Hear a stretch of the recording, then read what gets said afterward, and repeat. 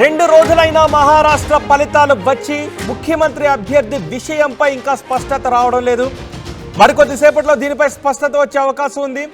అయితే బీజేపీ ఎటువంటి వ్యూహాన్ని అవలంబించబోతోంది, బీజేపీ ఏ ఫార్ములాను వాడబోతోంది అనే విషయంపై పెద్ద ఎత్తున చర్చనీయాంశంగా మారింది.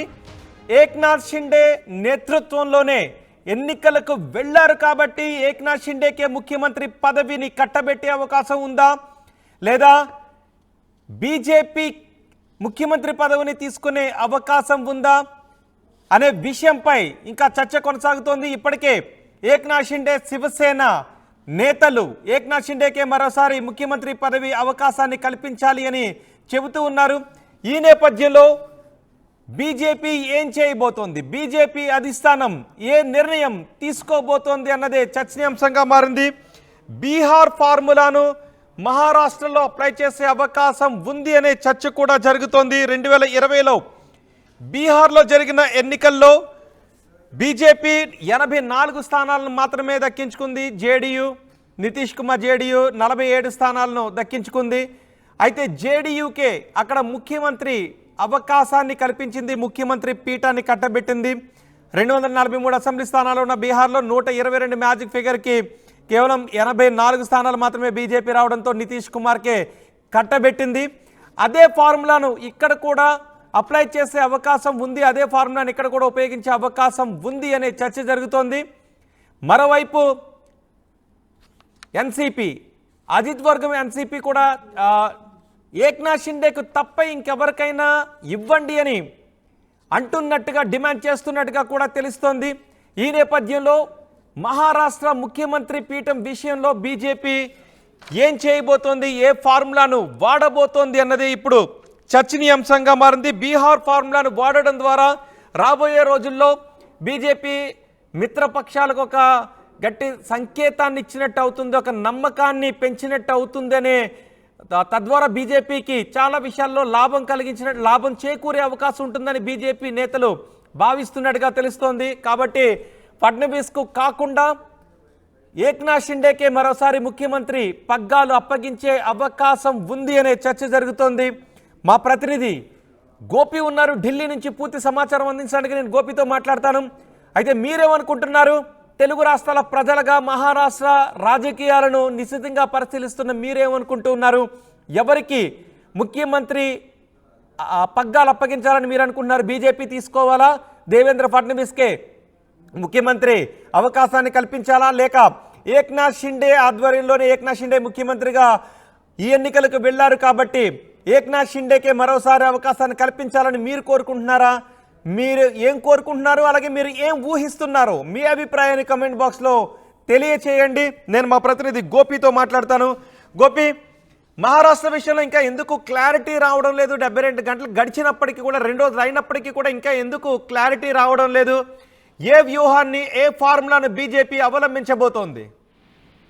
ఖచ్చితంగా గతంలో మహారాష్ట్రలో నెలకొన్న పరిస్థితులు మరోసారి పునరావృతం కాకుండా ఉండే విధంగా బీజేపీ అధిష్టానం అయితే కొంత ఆచితూచి అడుగులు వేస్తున్న పరిస్థితి అయితే కనపడుతుంది. ఇప్పటికే ఎవరికి వారో తామే సీఎం అభ్యర్థిని అంటూ కూడా ప్రకటించుకుంటున్న పరిస్థితి అయితే చూస్తూ వస్తున్నాం. ఈ నేపథ్యంలో 3 అభ్యర్థులను కూడా ఢిల్లీకి పిలిపియడం జరిగింది. వారితోటి మంతనాలు కూడా కొనసాగుతున్నాయి. మరొక వైపు అసలు మహారాష్ట్రలో ఏం జరుగుతుందన్న దానిపైన దేశవ్యాప్తంగా కూడా కొంత ఉత్కంఠ నెలకొనుంది. ఇండియా కూటమికి స్పష్టమైన మెజారిటీ రాకపోవడంతో ఆ కూటమి ఏమి చేయలేని దిశలో ప్రస్తుతం ఉన్న మహాయతి కూటమిలో అనేక అంశాలను కూడా కొంత ఆసక్తికరంగా పరిస్థితులు అయితే మారుతున్న పరిస్థితులు ఉన్నాయి. షిండే ఖచ్చితంగా తానే ముఖ్యమంత్రి అభ్యర్థిని అంటూ కూడా ఆయన ప్రకటించేసుకోవడం, అజిత్ పవార్ షిండే కనుక ఒకవేళ ముఖ్యమంత్రి అయితే నేను ఈ కూటమిలోనే కొనసాగనంటూ కూడా ఆయన ఒక అల్టిమేటం జారీ చేయడంతో అధిష్టానానికి కొంత తలనొప్పి ప్రకటించే అవకాశాలు కనపడుతున్నాయి. ఆ దిశగానే ఇప్పటికే అధిష్టానం ఆ చర్యలు అయితే చేపట్టిన పరిస్థితి ఉంది. మరొక వైపు బీహార్ తరహా ఫార్ములాను కూడా ఒక ఆలోచిస్తున్న పరిస్థితి కూడా కనపడుతుంది. ఎందుకంటే గతంలో బీహార్ లో కూడా ఇదే పరిస్థితి నెలకొన్న సిచ్యువేషన్ లో ప్రభుత్వము ఏర్పాటు చేయడం కంటే మాతో పాటు ఉన్న మిత్రపక్షాలకు భరోసా కల్పించడమే ప్రధాన లక్ష్యంగా అయితే అక్కడ మనం బీహార్ లో చూసాము. బీహార్ లో జేడీయూకి అవకాశం ఇవ్వడం జరిగింది. 78 స్థానాల్లో గెలిచిన బీజేపీ సీఎం అభ్యర్థిగా కాకుండా 45 స్థానాల్లో మాత్రమే గెలిచిన నితీష్ కు సీఎం పీఠాన్ని కట్టబెట్టడంతో మిత్రపక్షాలతోటి తాము ఎంత కట్టుబడి ఉంటాం వాళ్ళతోటి అన్నదానికి కూడా దేశవ్యాప్తంగా ఒక సంకేతాన్ని పంపించే యోచనలో గతంలో 2022 అసెంబ్లీ ఎన్నికల్లో బీజేపీ తన నిర్ణయాన్ని ప్రకటిస్తూ దేశవ్యాప్తంగా కూడా కొంత సంచలనం సృష్టించిన పరిస్థితి. ఎందుకంటే పార్టీ అత్యధిక స్థానాలు గెలుచుకుంటే ఖచ్చితంగా తమ పార్టీకి సంబంధించిన వ్యక్తియే ముఖ్యమంత్రి కావాలనేది కూడా ప్రతి పార్టీ కోరుకుంటుంది. కానీ బీహార్ లో ఆ విధంగా కాకుండా తక్కువ స్థానాల్లో వచ్చిన వ్యక్తికి సీఎం అభ్యర్థిత్వాన్ని ఇవ్వడము, మేము అదే కూటమిని అదే విధంగా ఆ ఫ్రెండ్షిప్ ని అలానే కొనసాగిస్తామంటూ కూడా కొంత మెసేజ్ అయితే పంపించిన పరిస్థితి 2022లో చూసాం. మరి ఇప్పుడు ఇక్కడ లాస్ట్ టైం కూడా 2019లో జరిగిన సందర్భంలో కూడా ఒక్క సీఎం 2 ఉప ముఖ్యమంత్రులను ఏర్పాటు చేయడం జరిగింది. ఫడ్నవీస్ కు అదే విధంగా అజిత్ పవార్ ఇద్దరికి కూడా ఉప ముఖ్యమంత్రిని ఇస్తూ కొంత వీళ్ళను సర్దుబాటు చేసే ప్రయత్నం అయితే బీజేపీ పెద్దలైతే చేసిన పరిస్థితి ఉంది. కానీ ఇప్పుడు ఇక్కడ పరిస్థితి పూర్తిగా మారిపోయింది. ప్రజలంతా కూడా పూర్తి స్థాయి మెజారిటీ ఇచ్చారు. ఎవరైతే ఎన్ని స్థానాలు అయితే కోరుకుంటున్నారో అన్ని స్థానాలకు ప్రజలు పట్టం కట్టారు. అత్యధికంగా లార్జెస్ట్ పార్టీగా బీజేపీ ఏర్పడింది. మరి అటువంటి బీజేపీలో ఉన్న ఫడ్నవీస్ ఆయన సీఎం అభ్యర్థిత్వాన్ని ఆశించడంలో తప్పే లేదనేది కూడా రాజకీయ విశ్లేషకులు అయితే చెప్తున్న పరిస్థితి ఉంది. మరోవైపు అజిత్ పవార్ కూడా షిండేకు తప్ప ఇంకెవరికి ఇచ్చినా ఓకే, దేవేంద్ర ఫడ్నవీస్ కు నా మద్దతు అంటున్నట్టుగా తెలుస్తుంది. ఖచ్చితంగా, ఎందుకంటే షిండే అజిత్ పవార్ ఇద్దరు కూడా గతంలో ఒకే కూటమిలో పనిచేసిన నేపథ్యంలో వాళ్ళ మధ్యలో అప్పుడు ఏర్పడ్డ వివాదాలు అనేది కూడా ఇంకా అవి కొనసాగుతూనే ఉన్నాయి. షిండేను ఎట్టి పరిస్థితుల్లో కూడా నేను సహకరించలేదు, షిండే ప్రభుత్వం ఏర్పాటు చేస్తే కనుక నేను ఎట్టి పరిస్థితుల్లో కూడా ఆయనకు సహకరించను అనేది కూడా ఆయన బహిరంగంగానే చెప్తున్నారు. అజిత్ పవార్ తనకే సీఎం పదవి ఇవ్వాలి అనేది ఒక కోరిక, రెండవది నాకు ఒకవేళ ఇవ్వలేని పక్షంలో ఉంటే బీజేపీకి ఇవ్వాలి కానీ షిండేకి ఇవ్వద్దు అనేది ఆయన ప్రధానంగా డిమాండ్ చేస్తున్న పరిస్థితి అయితే చూస్తూ వచ్చినాం. మరి ఈ నేపథ్యంలో బీజేపీ పెద్దలు కూడా దీనిపైన చాలా ఆచితూచి అడుగులేస్తారని చెప్పుకోవచ్చు. ఎందుకంటే ఎవరిని కూడా నొప్పియకుండా ప్రభుత్వాన్ని ఏర్పాటు చేయాలి, అది కూడా కాలయాపన చేసే పరిస్థితి మహారాష్ట్ర రాజకీయాల్లో లేదు. కేవలం 72 గంటల్లోనే ప్రభుత్వాన్ని ఏర్పాటు చేయాలి. ఖచ్చితంగా ప్రభుత్వం ఏర్పాటు చేయకపోతే రాష్ట్రపతి పాలన దిశగా వెళ్తుంది. కాబట్టి పూర్తి స్థాయిలో ప్రజలు మెజార్టీ ఇచ్చినప్పటికీ కూడా ప్రభుత్వాన్ని ఏర్పాటు చేయకపోతే ప్రజల్లో తమ పైన నమ్మకం సన్నగిల్లుతుందనేది కూడా బీజేపీ ఆలోచిస్తుంది. సో ఈ నేపథ్యంలో ఇటు ప్రజల నుంచి విశ్వాసాన్ని కోల్పోకూడదు, అదే విధంగా కూటమిలో ఉన్న ఏ ఒక్కరిని కూడా నొప్పించకూడదు అనేది ప్రస్తుతం వాళ్ళ ఫార్ములా అయితే కనపడుతుంది. ఒకవేళ ముఖ్యమంత్రి సీటును షేరింగ్ విధానంలో కూడా మార్చాలన్న ఆలోచనలో కూడా కొంత అధిష్టానం యోచించింది. కానీ ముఖ్యమంత్రి పదవి ఒకరికి ఇచ్చి అంతకు మించి ప్రాధాన్యత కలిగిన పార్టీలో కావచ్చు, రాష్ట్రంలో కావచ్చు, ప్రాధాన్యత కలిగిన పోస్ట్ ఒకరికి ఇవ్వడము, ఉప ముఖ్యమంత్రి ఒకరికి ఇవ్వడం, ఇట్లాంటి ఫార్ములాస్ అన్నింటినీ కూడా ప్రస్తుతం బీజేపీ అయితే ఆలోచిస్తున్న పరిస్థితి ఉంది. ఈ రోజు రాత్రి వరకు ఖచ్చితంగా ఎవరినో ఒకరిని అభ్యర్థిగా అయితే ప్రకటించే అవకాశాలు కనపడుతున్నాయి. రైట్ గోపి, ఏకపక్షంగా వచ్చాయి ఫలితాలు, మహారాష్ట్ర ఫలితాలు ఏకపక్షంగా వచ్చాయి. కానీ ముఖ్యమంత్రి అభ్యర్థిని తేల్చే విషయంలో మాత్రం బీజేపీకి కొంత ఆలోచించాల్సిన పరిస్థితి కనిపిస్తుంది. ఇటు అజిత్ పవార్ వర్గం అజిత్ పవార్ను ముఖ్యమంత్రిని చేయాలని కోరుకుంటుంది.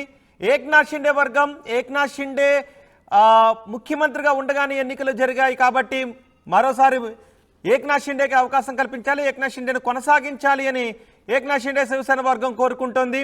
ఇటు బీజేపీ నేతలు కూడా, బీజేపీ వర్గం కూడా దేవేంద్ర ఫడ్నవీస్ను ఆయన త్యాగం చేశారు కాబట్టి ఆయన్ను ముఖ్యమంత్రిని చేయాలి అని కోరుతున్నారు. కొంతమంది బీజేపీ నేతలు మాత్రం షిండేనే కొనసాగించాలని కూడా కోరుతున్నారు. మరోవైపు అజిత్ పవార్ డిమాండ్ కూడా చేస్తున్నారు. షిండేకి తప్ప ఇంకెవరికి ఇచ్చినా ఓకే, దేవేంద్ర ఫడ్నవీస్ను ముఖ్యమంత్రిని చేస్తే నాకు అభ్యంతరం లేదు, లేదంటే నాకు అవకాశాన్ని కల్పించండి అని ఆయన కూడా అడుగుతున్నట్టుగా తెలుస్తోంది. ఈ నేపథ్యంలో బీజేపీ ఎటువంటి నిర్ణయం తీసుకోబోతోంది? ఒకవేళ బీహార్ ఫార్ములాను అప్లై చేసినట్లయితే మిత్రపక్షానికి ఇవ్వాలి, అక్కడ నితీష్కి ఇచ్చారు. కానీ నిజానికి అక్కడ బీజేపీకి వేరే ఆప్షన్ లేదు. అక్కడ ఎన్డీఏ 137 స్థానాల్లో గెలిచింది, బీజేపీ 84 స్థానాల్లో గెలిచింది, జేడీయూ 47 స్థానాల్లో గెలిచింది అప్పట్లో. ఒకవేళ నితీష్ను కాదు అని అంటే పరిణామాలు వేరే విధంగా ఉండే అవకాశం ఉంటుంది. ఎందుకంటే మ్యాజిక్ ఫిగర్ 122 కాబట్టి నితీష్కే ఇచ్చి ఎన్డీఏ పాలన అక్కడ కొనసాగుతూ ఉంది.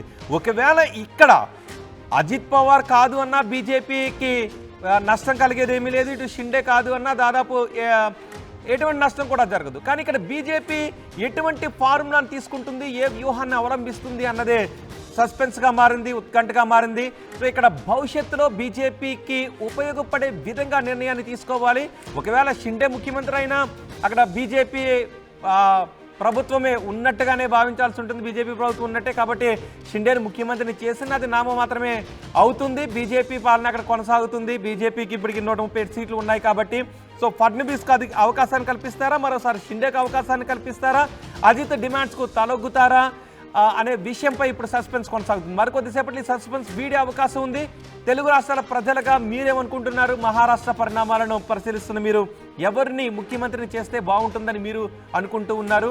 ఎవరు ముఖ్యమంత్రి అయ్యే అవకాశం ఉంటుందని మీరు ఊహిస్తూ ఉన్నారు? మీ అభిప్రాయాన్ని కామెంట్ బాక్స్లో తెలియచేయండి.